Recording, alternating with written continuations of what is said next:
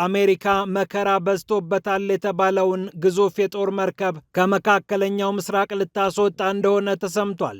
ሌላ መርከብ ይተካዋል የተባለው ይህ ግዙፍ መርከብ መርከበኞቹ በከፍተኛ ስቃይ ውስጥ እንደሚገኙ በተደጋጋሚ ከተዘገበ በኋላ ነው ይተካል የተባለው።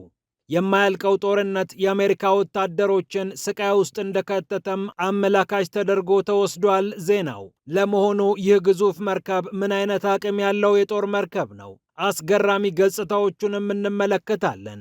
ይህ እንደተጠበቀ ሆኖ የአሜሪካው የመከላከያ ሚኒስትር ፒት ሄግሴት በኢራን ላይ የጣልነው የባህር ላይ ዕቀባ እስከ መጨረሻው ጸንቶ ሊቆይ ይችላል ሲሉ አስጠንቅቀዋል።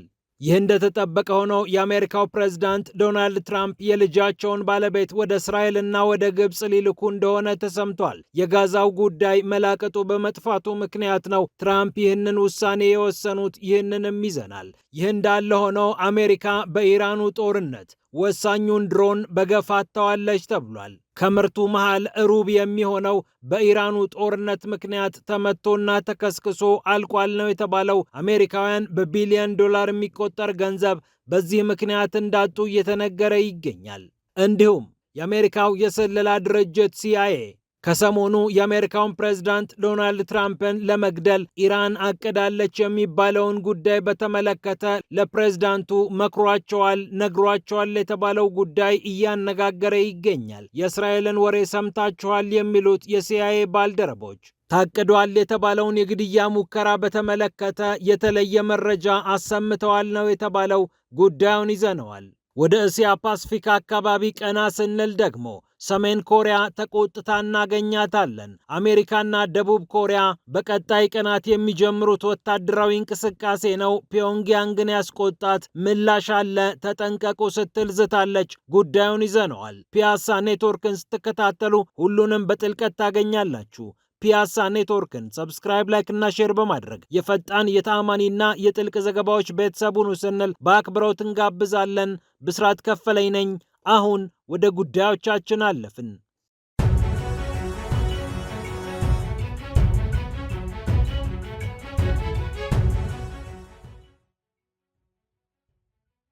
ግዙፉ መርከብ ከመካከለኛው ምስራቅ ቀጠና ሊወጣ ነው ተብሏል። አብርሃም ሊንከን እየተባለ የሚጠራው ግዙፍ መርከብ እንደ ሌሎቹ የአሜሪካ የጦር መርከቦች ሁሉ በሰራተኞች ሮሮና በተራዘመ የግዳጅ ጊዜ ብዙ ፈተናዎች ገጥመውት ነበር።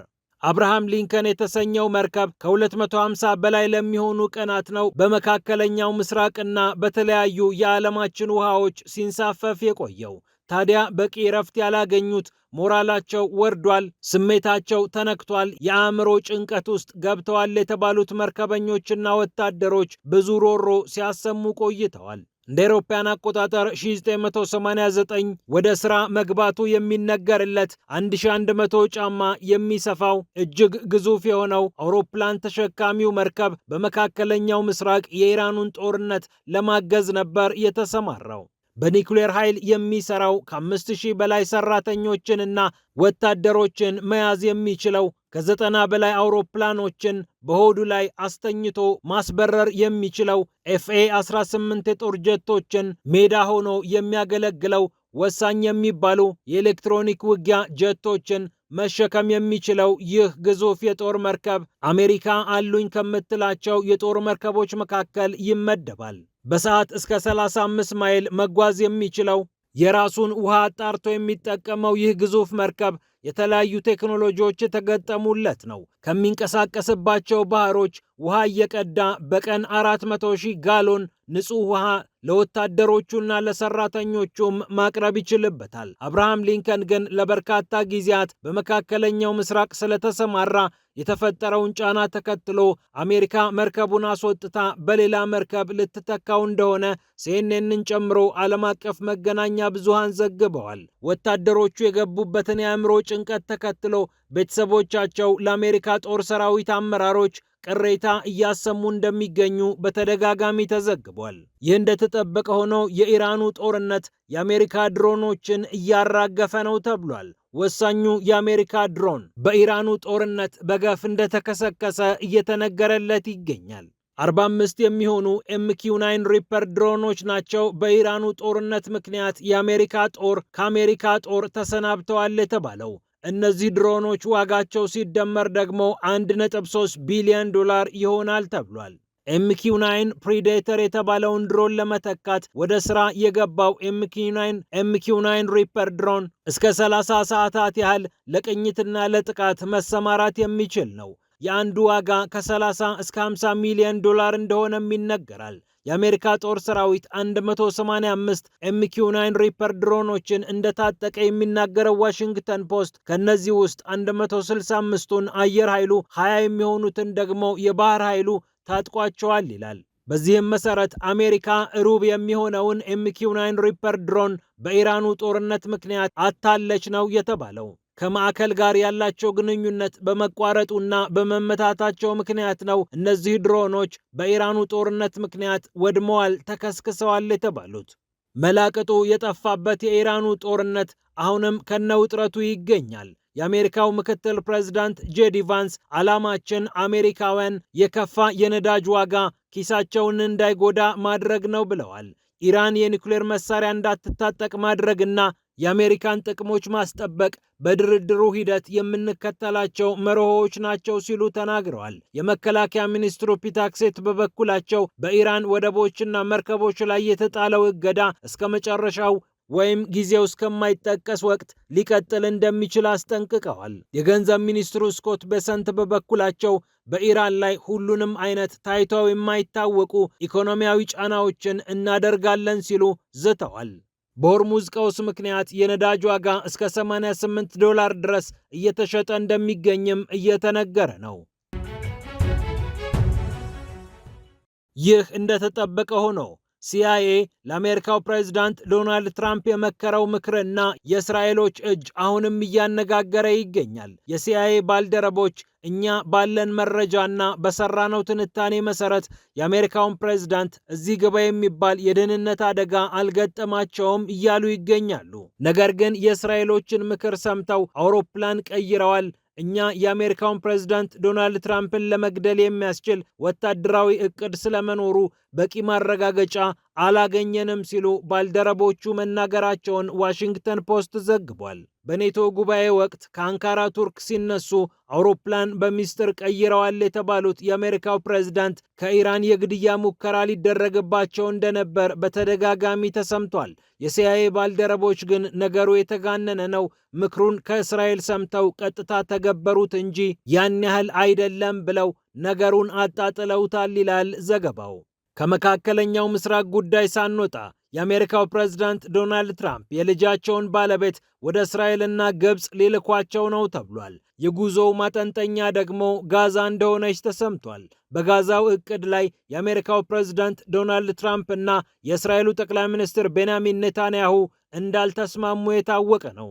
እናም ጃሬድ ኩሽነር ነገሩን ለማረጋጋት ወደ እስራኤልና ወደ ግብፅ ያመራሉ። ኩሽነር ከጥር ወር በኋላ ለመጀመሪያ ጊዜ ነው የእስራኤልን ምድር የሚረግጡት። የልጃቸው ኢቫንካ ትራምፕ ባለቤት ጃሬድ ኩሽነር በአሜሪካ ወሳኝ የድርድር ጉዳዮች ላይ የማይታጣ ሰው ነው። ይሁንና ኩሽነር ወደ እስራኤል ሄዶ ከኔታንያሁ ሙግት እንደሚጠብቀው የታወቀ ነው። ሐማስ ትጥቅ ሳይፈታ ፈጽሞ ጦሬን አላስወጣም የምትለው እስራኤል ከሐማስም ተመሳሳይ አጸፋ ተሰጥቷታል። እስራኤል ትውጣና ትጥቅ እፈታለሁ ነው ያለው ሐማስ። እነዚህን ነገሮች ማስታረቅ ለአሜሪካው ፕሬዝዳንት ዶናልድ ትራምፕ ከባድ ፈተና መሆናቸው የታወቀ ነው። አክሲዮስ እንደሚዘግበው ከኔታንያሁ መንግስት ጋር ትራምፕ መሰረታዊ ልዩነት ባይኖራቸውም አንዳንድ ነገሮችን በመፈጸም ረገድ ብዙ ችግሮች እየተከሰቱ ይገኛሉ። የግብፅን የኳታርንና የቱርክ ባለስልጣናትን ኩሽነር አግኝተው እንደሚመለሱም ዘገባው ጠቁሟል። በመጨረሻም ወደ እስያ ፓሲፊክ ቀና ስንል ሰሜን ኮሪያ ተቆጥታ እናገኛታለን። የቁጣዋ መነሻ ደግሞ አሜሪካና ደቡብ ኮሪያ እናደርገዋለን ብለው ቀጠሮ የያዙለት ወታደራዊ ልምምድ ነው። ከ3 ቀናት በኋላ ጀምሮ ለ10 ቀናት የሚዘልቀው ወታደራዊ ልምምዱ ድሮኖችን፣ ዘመናዊ የኤሌክትሮኒክ ውጊያ ስርዓቶችን እንዴት መመከት እንደሚቻል በሚገባ የሚሰራበት ነው ተብሏል። የሳይበርና የጂፒኤስ ጥቃቶችንም ልምምዱ ታሳቢ አድርጎ እንደሚከናወን የአሜሪካና የደቡብ ኮሪያ ጦሮች አሳውቀዋል። ይህ ጉዳይ ታዲያ ሰሜን ኮሪያን አስቆጥቷታል።